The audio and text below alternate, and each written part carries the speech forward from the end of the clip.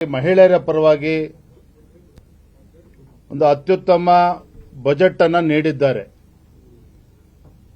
ನಾವ್ಯಾರೂ ಕೂಡ ನಿರೀಕ್ಷೆ ಮಾಡಿರಲಿಲ್ಲ.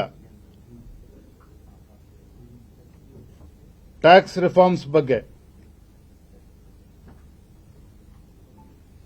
ದೇಶದ ಯಾವುದೇ ವ್ಯಕ್ತಿ 12 ಲಕ್ಷದವರೆಗೆ ಯಾವುದೇ ತಮ್ಮ ಆದಾಯದ ಮೇಲೆ ಯಾವುದೇ ರೀತಿ ತೆರಿಗೆಯನ್ನ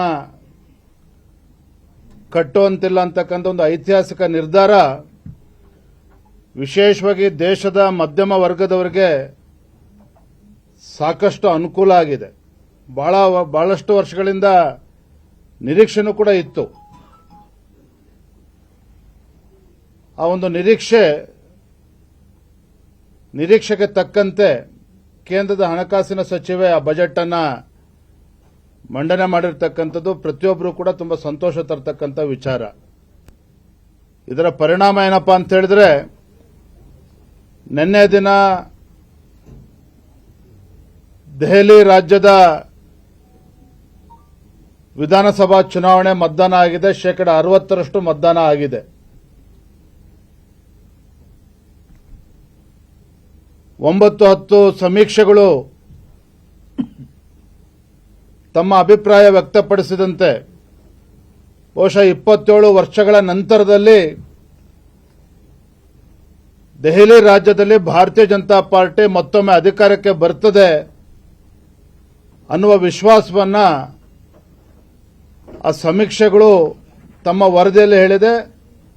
ನಮಗೂ ಕೂಡ ಸಂಪೂರ್ಣ ವಿಶ್ವಾಸ ಇದೆ. ಈ ಗ್ಯಾರಂಟಿಗಳ ಭ್ರಮೆನಲ್ಲಿದ್ದಂಥ ಆಮ್ ಆದ್ಮಿ ಪಾರ್ಟಿಗೆ ತಕ್ಕ ಪಾಠವನ್ನ ರಾಜ್ಯದ ಜನರು ಕಲಿಸ್ತಾರೆ. ಭ್ರಷ್ಟಾಚಾರದ ವಿರುದ್ಧ ಆಂದೋಲನವನ್ನು ಮಾಡಿ ರಾಜ್ಯದ ಚುಕ್ಕಾಣಿ ಹಿಡಿದಂಥ ಆಮ್ ಆದ್ಮಿ ಪಾರ್ಟಿಗೆ ತಕ್ಕ ಉತ್ತರವನ್ನ ನಿನ್ನೆ ನೀಡಿದ್ದಾರೆ. ಭಾರತೀಯ ಜನತಾ ಪಾರ್ಟಿ ಸ್ಪಷ್ಟ ಬಹುಮತದೊಂದಿಗೆ ಅಧಿಕಾರಕ್ಕೆ ಬರ್ತದೆ ಅನ್ನುವ ಸಂಪೂರ್ಣ ವಿಶ್ವಾಸ ನಮಗಿದೆ.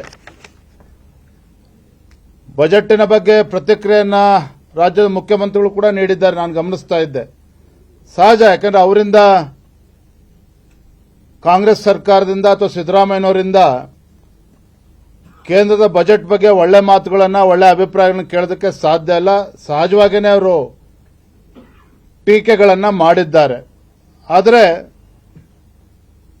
ಕರ್ನಾಟಕ ರಾಜ್ಯವೂ ಒಳಗೊಂಡಂತೆ ದೇಶದ ಪ್ರತಿಯೊಂದು ರಾಜ್ಯದಲ್ಲೂ ಸಹ ಈ ಬಜೆಟ್ ಬಗ್ಗೆ